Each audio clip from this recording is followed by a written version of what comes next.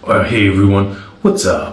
ነገሮች ከመከሰታቸው ቤት መጀመሪያ ዜና የሚቀርብላችሁ ብቸኛ ቲክቶከር God damn, I'm not a TikToker. But anyways, አሁንም አዲስ ህግ ኢትዮጵያ ውስጥ ሊወጣ ነው። ስለምንድን ነው? ለካ ቤቴ ውስጥ ቾኮ ቺፕስ ነበር። ደስ ብሏቸው ተሻምተው ነው የበሉት። ይሄን የሚጣፍጥ ቺፕስ ከየት ነው ያመጣሽው ብለው በጥያቄ አፋጠጡ። በዚህ አጋጣሚ ለእናንተ ልንገራችሁ፣ ቾኮ ቺፕስ ኢትዮጵያ ውስጥ ነው የሚመረተው። በንጹህ ቸኮሌት በደንብ የተነከረ ቺፕስ ነው። ስለዚህ ለጤና ተስማሚ ነው።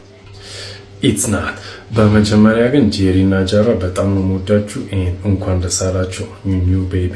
I hope you don't mind ይህንን ቪዲዮ ስለሰራው፣ ግን I have to say this ለእናንተም ሌሎችም ማስታወቂያ ለሚሰሩ ሰዎች የሚጠቅም ቪዲዮ ስለሆነ ፕሊዝ በደንብ አዳምጡ። ሀገራችን ጤናማ ያልሆኑ ምግቦችን መቆጣጠር የሚያስችል ህግ እየወጣች ነው። አሁን ረቂቁ ምናምን ተጽፎ ለሃውስ ኦፍ ፒፕል ሪፕሬዘንታቲቭ ሊቀርብና ሊጸድቅ ነው። ይሄን trust me ይጸድቃል እና ያ ህግ ኦር አዋጅ ከሚያካትታቸው ነገሮች አንደኛው እንደዚህ ጤናማ ያልሆኑ ምግቦችን ማስታወቂያን መገደብ ነው።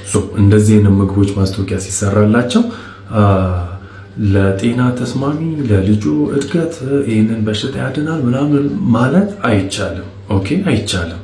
ይህ ህግ እንዲወጥ የተደረገበት ምክንያት ምንድን ነው? በአሁኑ ሰዓት ሀገራችን ላይ ተላላፊ ያልሆኑ በሽታዎች ቁጥር እንዲጨምሩ አንደኛው ትልቅ ኮንትሪቢዩቲንግ ፋክተሩ ምንድነው? እነዚህ የታሸጉ ምግቦችን አልትራ ፕሮሰስድ እና ፕሮሰስድ የሆኑ ምግቦችን ኮንሰምፕሽናችን እየጨመረ ስለሆነ ድሮ በቃ የትልቅ ሰው በሽታ ነው ብለን የምናስባቸው ስኳር በሽታ፣ የልብ ህመም፣ ካንሰር፣ የኩላሊት ፌሊየር እነዚህ ሁሉ አሁን ልጆቻችንም ላይ እየተከሰቱ ነው።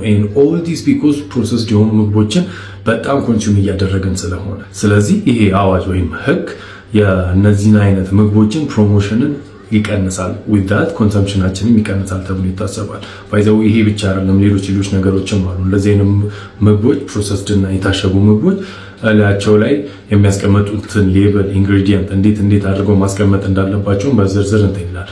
ህጉ ሲወጣ ኢን ዲቴል እንሄድበታለን። እስከዛ ድረስ ግን ፕሊዝ እንደዚህ አይነት ማስታወቂያ የሚሰሩ ሰዎች ተጠንቀቁ።